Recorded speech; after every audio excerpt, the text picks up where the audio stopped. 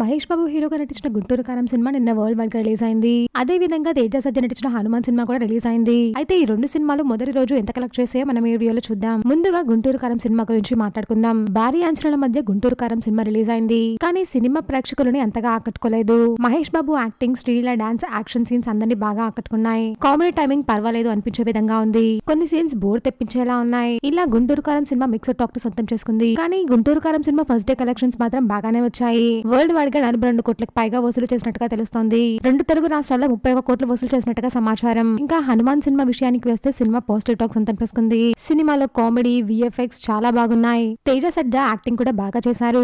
కొన్ని సీన్స్ అయితే goose bumps తెప్పించే విధంగా ఉన్నాయి. ఇంకా హనుమాన్ పార్ట్ 2 పై భారీగానే అంచనాలు ఉన్నాయి. ఇంకా హనుమాన్ మూవీ ఒక్కరోజు 20 కోట్లు వసూలు చేసినట్టుగా సినీ వర్గాలు తెలిపాయి. ఇండియాలో 14 కోట్లకు పైగా వసూలు చేయగా ఓవర్సీస్ లో 7 కోట్లకు పైగా వసూలు చేసింది. ఇంకా మొత్తంగా చూసుకుంటే 21 కోట్లకు పైగానే వసూలు చేసింది హనుమాన్ సినిమా. ఇంకా ఇప్పుడు పండుగ సీజన్ కావడంతో కలెక్షన్స్ పెరిగే ఛాన్స్ ఉన్నట్టుగా మేకర్స్ అనుకుంటున్నారు.